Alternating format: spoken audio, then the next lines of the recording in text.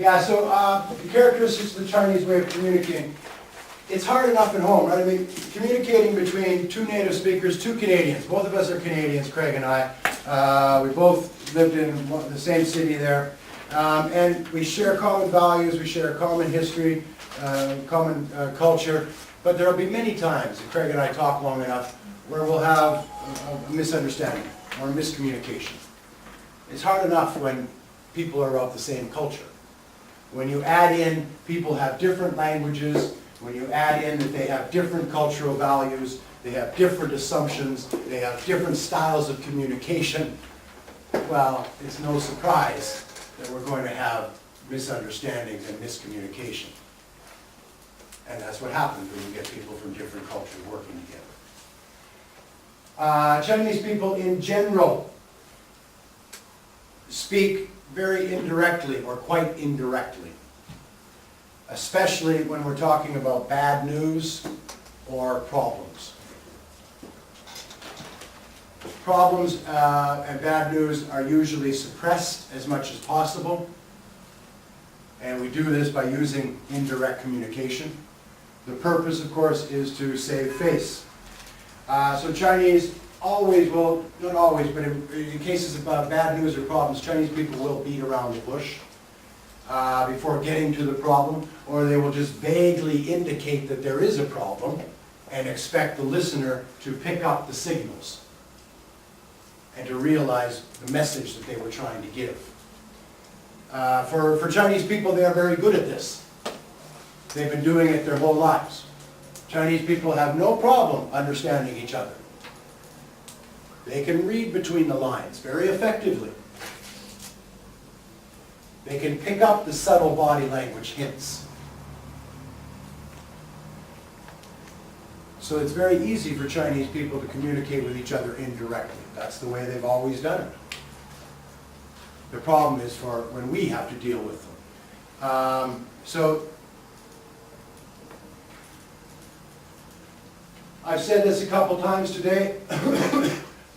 The indirect communication is related to the importance of relationships, what I believe is the foundation of the Chinese culture. Relationships are absolutely critical in this culture. The family relationship is, although it's not quite as strong as it used to be when I first got here, but still compared to our families at home, the family structure here is of such importance. Chinese people take their families very, very, very seriously. One of the reasons, one of the strengths of the culture, I think. Something we could learn from, perhaps. Anyway, relationships are very important. And face is how we keep those relationships in balance. And indirect communication allows us to save and give face. I'm blind from a Western standpoint, and I tried to draw from them what some of the body language clues were in China, and I had a hard time getting that from them. Yeah, because they're really subtle. I mean, many of the, good point, Wes, many of the body language things that we normally think about in the West are true here too, right? The crossing the arms thing has the same message here too. But the communication ones are much more subtle. And it takes time to practice and experience with certain circumstances to get a knack for it. But most important of all is you need to know what's happening, and you need to practice indirect communication, understanding of indirect communication. Because the message is always there. If a Chinese person needs to give you bad news or needs to talk about a problem, they talk about it. They're not trying to hide it from you. They're not trying to deceive you. They do mention it, just in a way that is indirect. So there's hints in there. There are signs in what they have said. Sometimes it's obvious, sometimes it's not.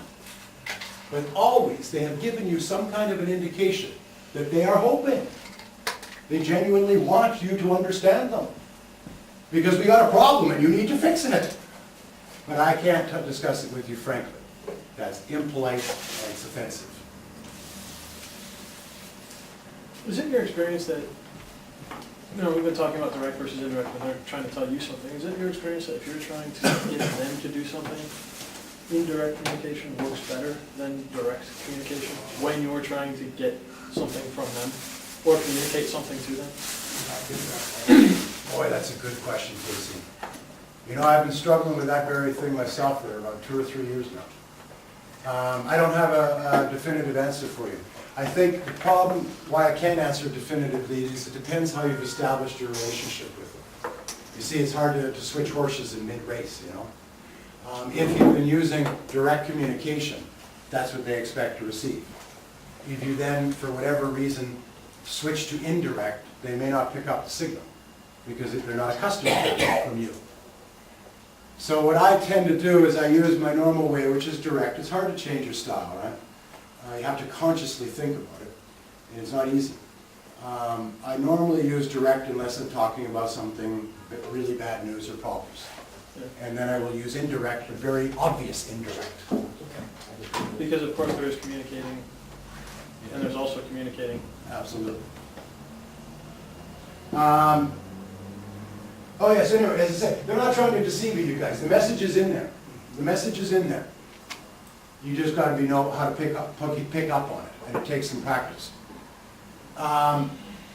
Things that I would encourage you are things like this, silence. I mean, the example we had in the case study with Peter, right? The team, when Peter asked, is this gate going to work? The team said nothing. And then when he asked for volunteers, they all sat on their hands.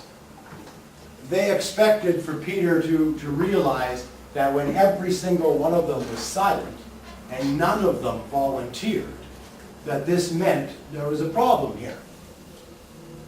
And Peter didn't pick up on that silence.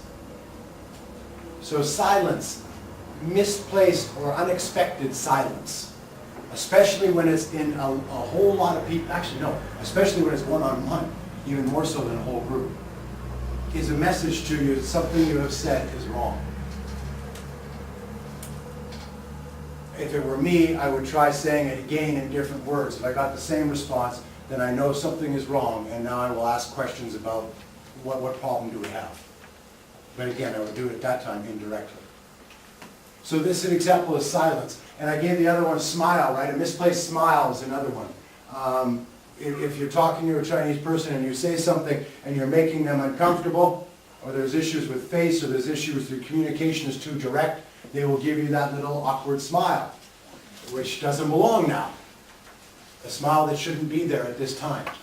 Again, it's another indirect communication indicating you're talking too frankly, too directly, talking about something we shouldn't be talking about so openly, so publicly.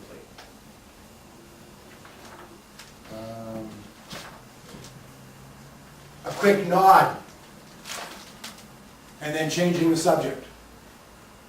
Another indication, either A, they didn't understand you, or B, you have said something that they don't agree with.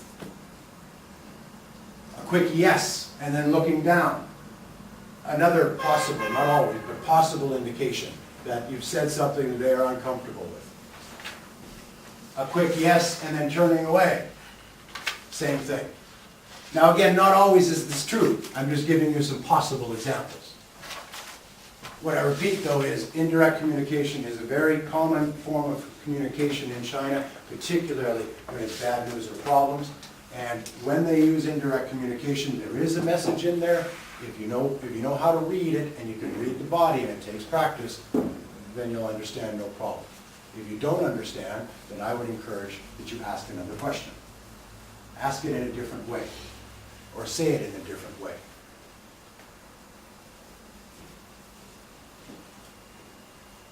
Let's try this really quickly.